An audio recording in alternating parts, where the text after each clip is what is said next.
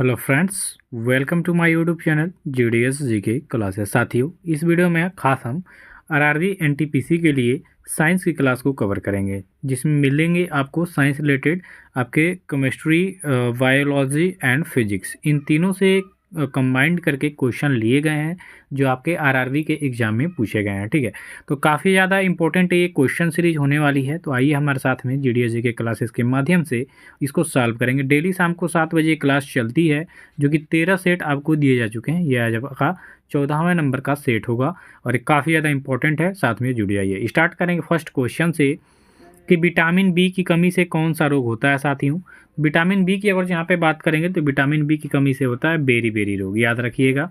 ये आपके एग्जाम में ऐसे क्वेश्चंस देखने को मिलेंगे। इसके बाद नेक्स्ट है आपका विटामिन सी की कमी से कौन सी बीमारी हो जाएगी। तो ये मसूड़ों में सूजन और ब्लड आना, जो इसको नाम है स्कर्वी, ये होता है। इसके बाद दूध में कौन सा विटामिन नहीं होता।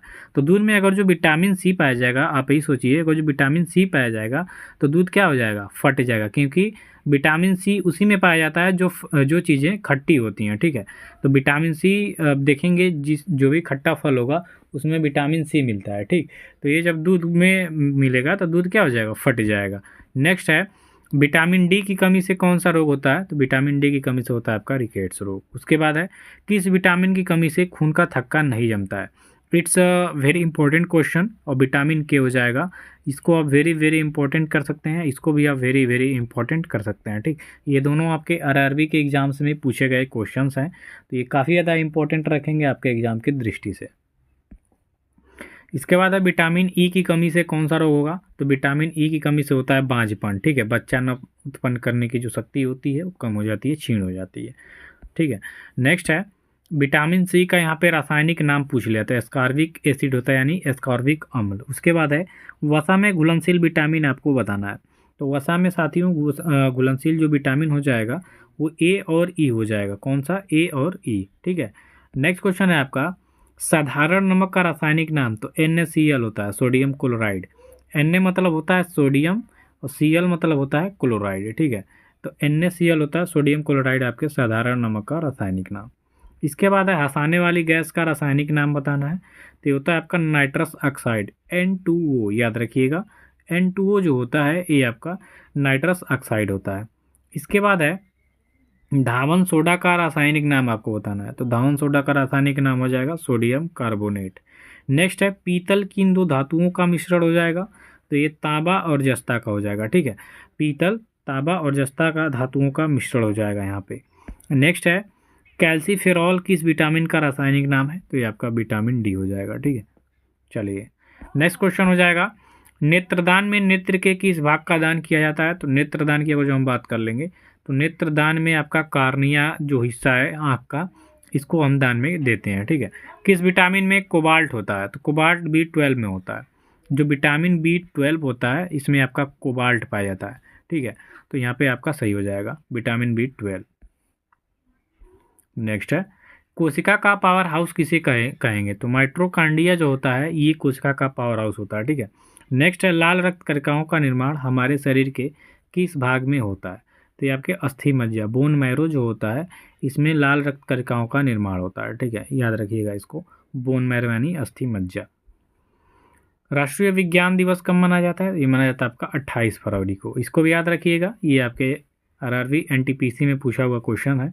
ब्लड प्रेशर मापने के लिए किस यंत्र का प्रयोग होता है। तो स्फाइग्रोमैनोमीटर होता है, स्फाइग्रोमैनोमीटर। ठीक है, बीपी मापने वाली मशीन। कंप्यूटर की परमानेंट मेमोरी क्या कहलाती है। तो रोम, रीड ओनली मेमोरी। ठीक है, RAM ROM, random access memory, और रोम होता है रीड ओनली मेमोरी। किस अधिवेशन में कांग्रेस उदारवादी और उग्रवादी नामक दो दलों में विभाजित हो गई थी। ये कुछ हिस्ट्री के क्वेश्चंस इसमें सम्मिलित हो गए हैं। तो 1907 के सूरत अधिवेशन में। ठीक है, इनको भी देख लेंगे।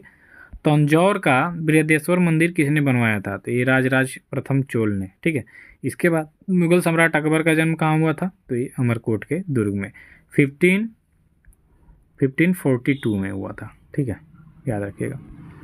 दूध के दही के रूप में जमने का कारण आपको बता दें, लैक्टोबैसिलस होता है। नेक्स्ट है बर्फ में स्केटिंग करना प्रदर्शित करता है कि दाब बढ़ने पर बर्फ का गलनांक क्या होता है, तो घट जाता है। ठीक है, चलिए नेक्स्ट हो जाएगा यहाँ पे स्टेनलेस स्टील एक मिश्र धातु है, जबकि वायु क्या है, तो वायु एक मिश्रण होता है। ठीक है, याद रखिए। पर्यावरण का अध्ययन जीव विज्ञान की किस शाखा के अंतर्गत किया जाता है, तो पर्यावरण का अध्ययन हम करते हैं किसके अंतर्गत, तो पारिस्थितिकी के अंतर्गत। ठीक है, इसको आप याद रखिएगा। और फूलों के संवर्धन के विज्ञान को क्या कहते हैं, फ्लोरिकल्चर। यानी फूलों का जब हम अध्ययन करते हैं वो किसके अंतर्गत करते हैं साथियों, फ्लोरिकल्चर। और पर्यावरण का जो अध्ययन है वो किसके अंतर्गत किया जाता है, तो पारिस्थितिकी तंत्र के अंतर्गत।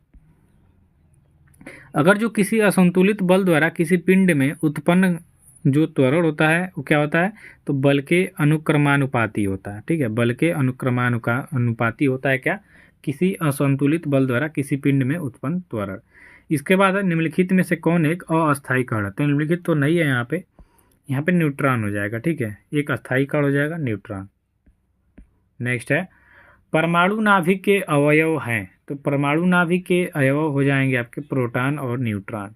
नेक्स्ट है सजावटी वृक्ष तथा झाड़ियों के संवर्धन से संबंधित अध्ययन कहलाता है, तो आर्बोरिकल्चर हो जाएगा। आर्बोरिकल्चर हो जाएगा, सजावटी वृक्ष तथा झाड़ियों के संवर्धन से संबंधित अध्ययन हो जाएगा। निकट दृष्टि दोष से पीड़ित व्यक्ति के चश्मे में कौन सा लेंस प्रयोग किया जाता है, तो निकट दृष्टि दोष से पीड़ित जो व्यक्ति है इसके चश्मे में आप देखेंगे तो अवतल लेंस का प्रयोग किया जाता है। ठीक है, ठीक, ये काफ़ी ज़्यादा इंपॉर्टेंट है, आपको ध्यान देके इसको सॉल्व करना है।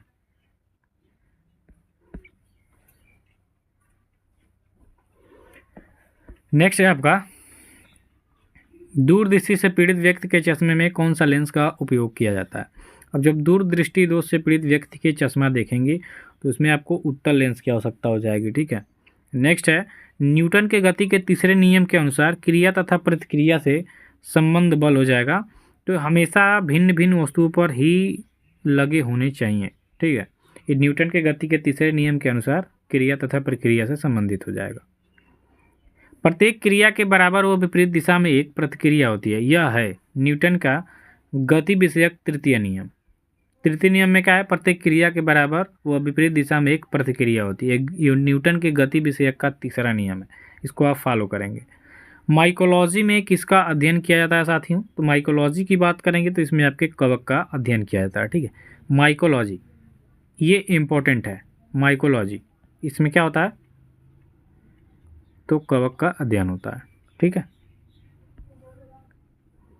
जल में तैरना न्यूटन की गति के किस नियम के कारण संभव है, तो जल में तैरना न्यूटन के गति का जो तीसरा नियम है, ठीक है, इसके कारण संभव है। ये भी देखिए इंपॉर्टेंट है कि अब हम जब जल में तैरते हैं तो न्यूटन के किस गति को फॉलो करते हैं या किस नियम के कारण ये संभव होता है, तो ये आपके तीसरे नियम के कारण होता है। ठीक है, यदि कोई पिंड तब तक विरामावस्था में ही बना रहेगा जब तक कि उस पर कोई बाह्य बल कार्य नहीं करता। यह कथन किसका है, ये काफ़ी ज़्यादा इंपॉर्टेंट हो जाएगा आपके एग्ज़ाम की दृष्टि से। और एग्ज़ाम की दृष्टि से नहीं इंपॉर्टेंट है तो आपकी दृष्टि से भी इंपॉर्टेंट है, क्योंकि आपको भी जानना ये ज़रूरी है कि कोई पिंड तब तक विरामावस्था में ही बना रहेगा जब तक उस पर कोई बाह्य बल कार्य नहीं करता है।